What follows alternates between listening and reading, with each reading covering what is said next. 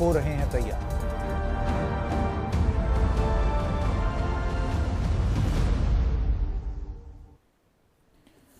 नमस्कार, खबरों की खबर में आपका स्वागत है। मैं हूं संकेत उपाध्याय। महाराष्ट्र में मामले बढ़ रहे हैं, ये चिंता का विषय है। महाराष्ट्र सरकार भी इसको समझती है, केंद्र सरकार भी इसको समझती है, भारत में हर आदमी इसको समझता है। लेकिन अगर आप देखें, कई ऐसे मामले हैं जो कि हम सोचते हैं, समझते हैं कि क्या रणनीति हो सरकार की। लेकिन अगर आप देखें, ये जो फैसला लिया है महाराष्ट्र सरकार ने, वो बड़ा विचित्र फैसला है। अब इसके क्या मायने निकाले जाएं, उसके बारे में तो कुछ कहा नहीं जा सकता। डिस्कशन में भले ही उसके बारे में बात की जाए कि उसके मायने क्या निकाले जाएं। बहरहाल बात क्या है, आइए आपको पहले वो बताएं। तो सरकार ने 80% बेड महाराष्ट्र में अपने कब्जे में कर लिए, यानी कि सरकार नियंत्रित हो गए हैं 80% अस्पताल। सामान्य वार्ड और आइसोलेशन बेड के लिए अब 4,000 रुपए रोज होगा इलाज की फीस। बिना वेंटिलेटर वाले आईसीयू की कीमत 7,500 रुपए रोज प्रति बेड प्रतिदिन होगी अब से। वेंटिलेटर वाले आईसीयू के लिए 9,000 रुपए रोज प्रतिदिन प्रति बेड कीमत होगी। अब मैं आपको यह बता दूं कि ये कीमतें पहले क्या थीं। रूटीन वार्ड में 4,000 से 10,000 ये निजी अस्पतालों की रेट लिस्ट हुआ करती थी। आईसीयू बेड में 7,500 से 50,000 हुआ करती थी। वेंटिलेटर के साथ आईसीयू बेड 60,000 प्लस, यानी कि 60,000 जो बड़े अस्पताल हो, 60,000 प्लस आपकी जैसे दवाई वगैरह आप कुछ ले रहे हैं तो ये अमाउंट और भी ज्यादा हो जाता था। इस पे सरकार ने कैप लगा दिया। तो ये एक अच्छी बात मानी जा सकती है, क्योंकि ये मुनाफा कमाने का समय नहीं है। ये समय है कि आप डट के लड़ें। फौरन इनकी जरूरत नहीं है, पहले से व्यवस्था है, ऐसा कहा गया है। जरूरत पड़ने पर इस्तेमाल किए जाएंगे। बीकेसी में यानी कि बांद्रा कुर्ला कॉम्प्लेक्स में 1000 बेड का अस्पताल है।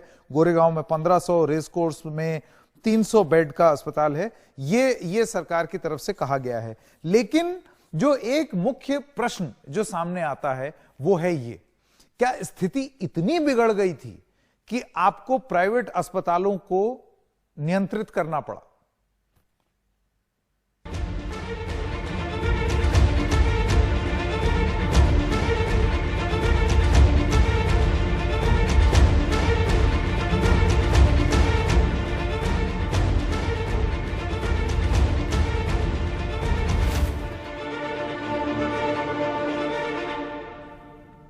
तो क्या महामारी की ये जंग, इसको किस तरीके से देखा जाए?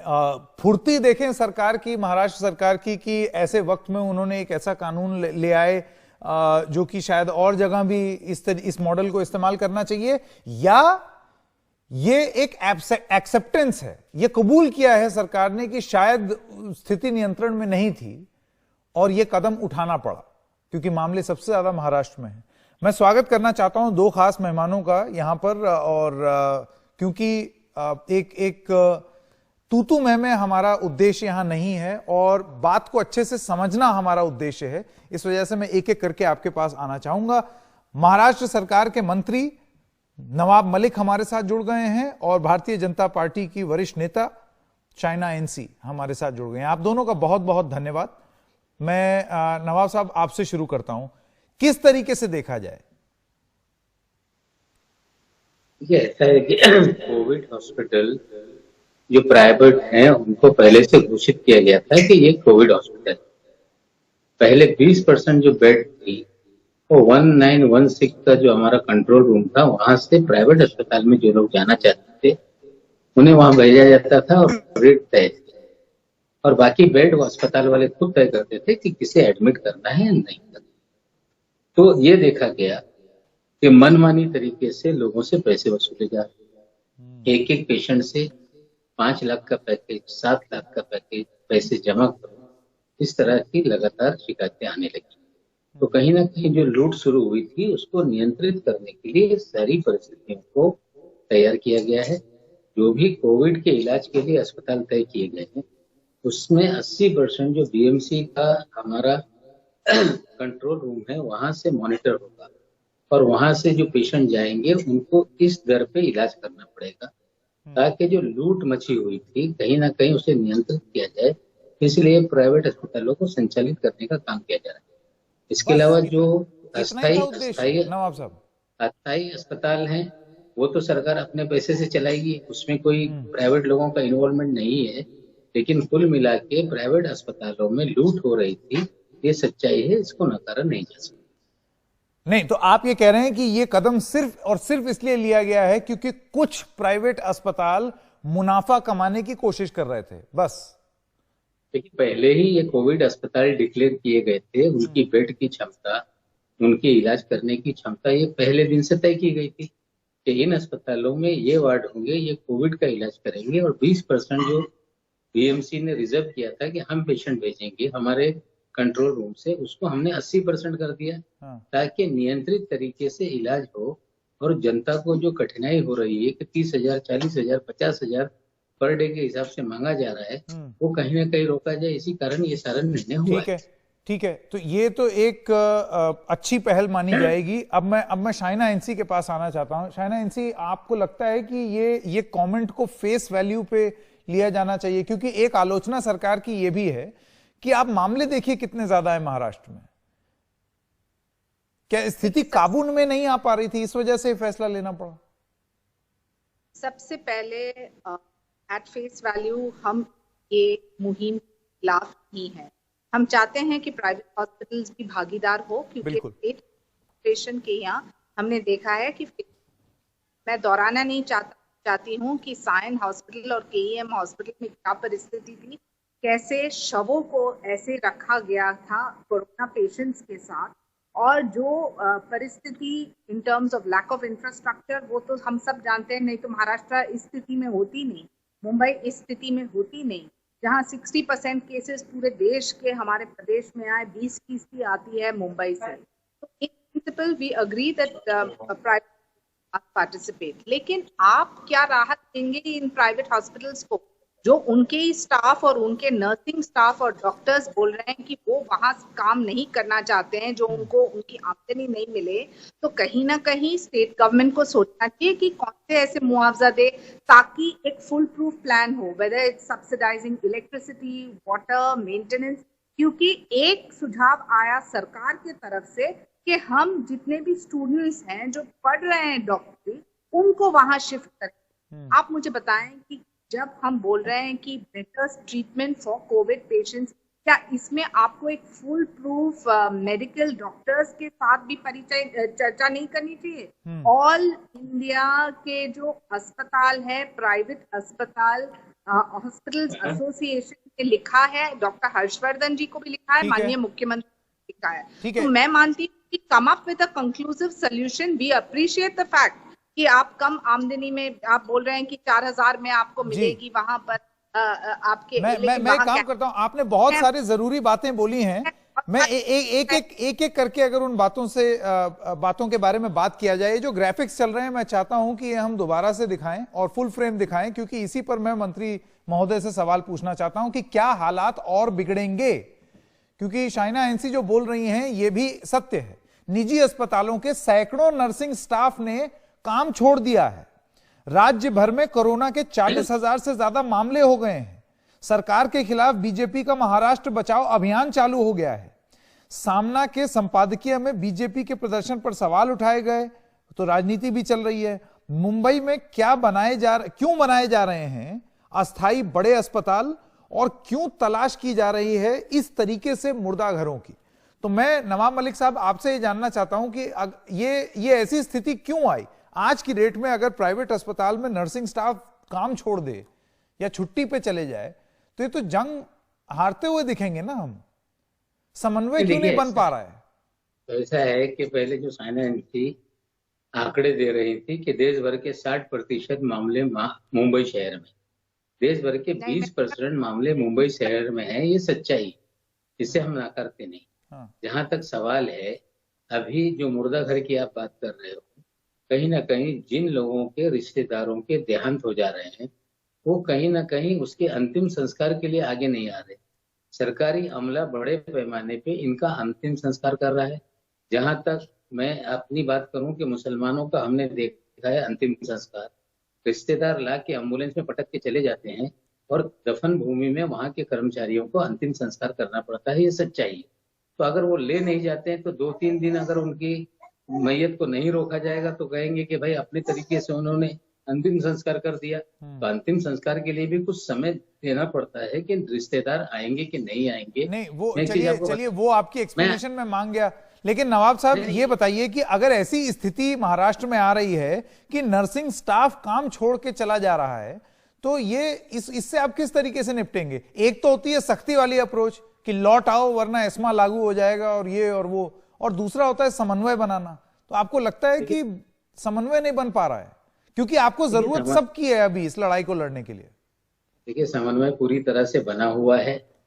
Doctors, nursing staff, paramedical staff positive होने के बाद जैसे ही वो नेगेटिव हो रहे हैं, बड़े पैमाने पे स्वयं काम करने के लिए तैयार है। जो लोग प्रचारित कर रहे हैं उनको समझना पड़ेगा, ये भय का वातावरण बनाने वाले लोगों को, कि प्राइवेट जो जनरल प्रैक्टिशनर है कहीं ना कहीं उन्होंने अपनी डिस्पेंसरियां बंद कर दी, बहुत सारे नर्सिंग होम लोगों ने बंद कर दिए थे।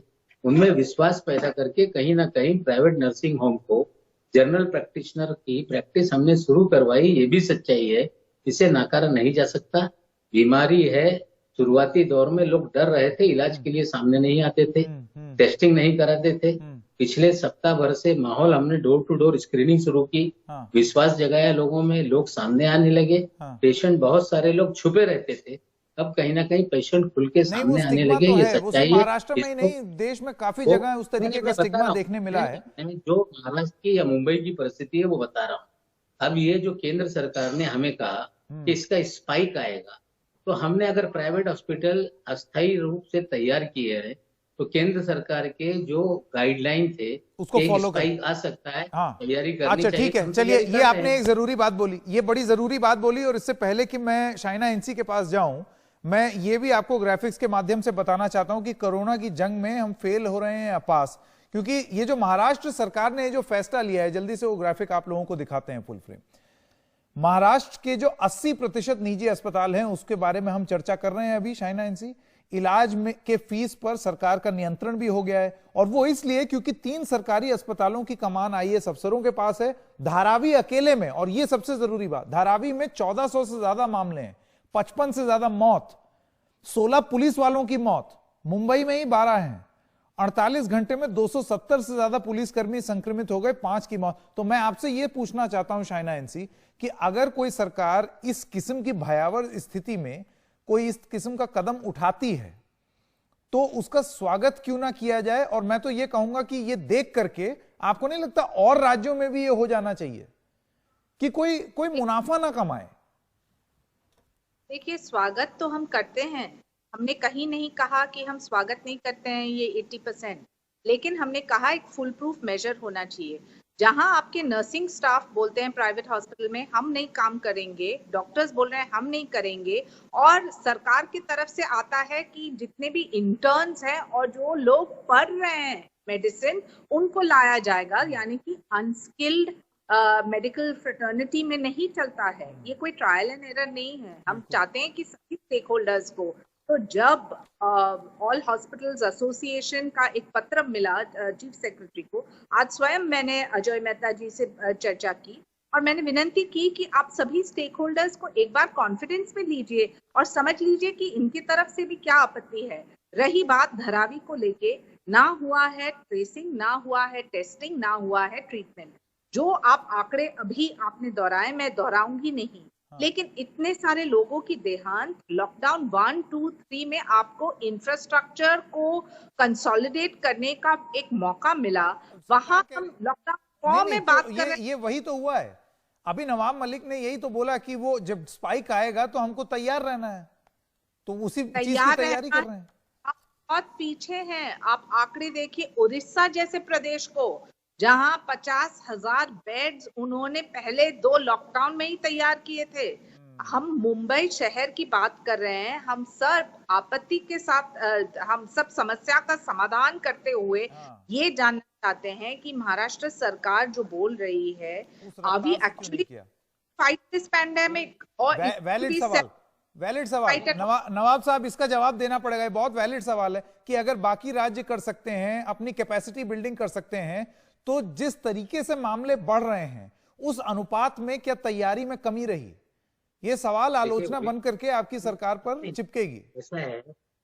ऐसा है कि अच्छा भी नजर ना किसी को आए, उड़ीसा के 50,000 बेड दिख रहे हैं, महाराष्ट्र सरकार ने 3.5 लाख बेड पूरे महाराष्ट्र में तैयार किए हैं। मैंने जवाबदारी से आज बता रहा हूँ, 3.5 लाख बेड, ये 50,000 से कम है। पहला गणित मैंने देखा देश में कि कोई नेता को 50,000 बेड बहुत ज्यादा दिख रहे हैं, और 3.5 लाख बेड की व्यवस्था अगर की हो किसी सरकार ने तो वो कम है। हमें लगता है कि कहीं ना कहीं आज भारतीय जनता पार्टी आंदोलन कर रही है। जब समय है कि मिल के मुकाबला करना, तो राजनीति हो रही है। और जो साइन अस्पताल की वीडियो की बात हो रही थी, मैं आपको बता दूं, वो वीडियो मेरे कार्यकर्ता ने निकाला था। उसका नाम राजू अंसारी है, जो ग्रे टी शर्ट में लेटा हुआ है। आज ही वो इलाज करके चुस्त दुरुस्त होके अपने घर आया, और मैंने ही वो जानकारी दी थी कि यहाँ पे देखिए शव है। कहा गया कि भाई रिश्तेदार लेने के लिए नहीं आए, तो हमने तुरंत हटवाया।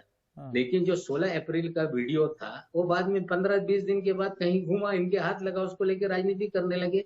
लेकिन जो जीवित व्यक्ति वहां था, वो इलाज करके दुरुस्त होके, ठीक है, मैं एक राइट टू रिप्लाई ले लूं, चले आया। ये सच्चाई जी। मेरे पास समय खत्म हो रहा है, एक राइट टू रिप्लाई ले लूं मैं। शाइना, राजनीति का आरोप आपके ऊपर लगा, लेकिन मेरा सवाल अभी भी बना हुआ है। आपको लगता है कि एक ऐसा मॉडल है कि कहीं मुनाफा ना कमाने लगे हैं निजी अस्पताल इस दिक्कत की घड़ी में, कि और राज्यों में भी हो जाना चाहिए, भाजपा शासित राज्यों में भी हो जाना चाहिए? देखिए, माननीय प्रधानमंत्री जब उन्होंने सभी मुख्यमंत्रियों के साथ संपर्क किया, वहां उन्होंने प्रशासन और शासन के साथ साथ अभिनंदन भी किया। राजस्थान जैसे प्रदेश का, जो बीजेपी का नहीं है, तो ऐसा नहीं है कि ये सिलेक्टिव कमेंट्री है। लेकिन माननीय leader of opposition Devendra Fadnavis ने जो आज ट्वीट किया, वो बिल्कुल सही है। उन्होंने कहा, maximum patients, maximum deaths, health care machinery has entirely collapsed and gross by Maharashtra state government. हमारा हक बनता है कि हम ये गंभीर सवाल पूछें, और peoples patience also have limit. Maharashtra बचाओ आंदोलन जो है वो एक मुहिम है, जहां हम जानना चाहते हैं कि जो कोविड पेशेंट्स को आप ट्रीटमेंट नहीं दे रहे हैं, जो मरे हुए शव, वहां पेशेंट्स, 2-2 पेशेंट्स सिंगल बेड पे हैं, तो कहीं ना कहीं लैक ऑफ फैसिलिटीज का एक गंभीर मुद्दा उठता है। चलिए, मेरे पास समय खत्म हो रहा है, क्योंकि अभी मैं सवाल एक मिनट बहुत जल्दी, नवाब साहब समय खत्म हो रहा है, आपका राइट टू रिप्लाई। वेंटिलेटर खरीदने का हम काम नहीं करेंगे। गुजरात में धमन बनाया गया, देश में नकली वेंटिलेटर बेच के मुनाफा कमाया गया। मोदी जी के नजदीकी लोगों को आदेश दिया जा रहा है, ऑर्डर दिया जा रहा है। इस तरह का उद्योग हम पेंडेमिक के समय नहीं करते। शायद हमने वेंटिलेटर नहीं खरीदा, इसलिए भारतीय जनता पार्टी परेशान है। चलिए एक सेकेंड, ये चर्चा इससे पहले कि पूर्णतः राजनीतिक हो जाए, यहां पर हम लोग रुकते हैं एक छोटे से ब्रेक के लिए। आप दोनों का बहुत बहुत धन्यवाद इस बारे में बात करने के लिए। उम्मीद ये रहेगी कि ये जो फैसला लिया है, इससे कैपेसिटी बिल्डिंग हो सके, ताकि अगर कोई नए मामले आते हैं तो उनका इलाज हो सके अच्छे से। और क्या ये मॉडल और जगह भी रिपीट हो सकता है किसी और राज्य में, इसके बारे में भी सोचना लाजमी है। एक छोटे से ब्रेक के लिए रुक रहे हैं, अभी हाजिर होते हैं।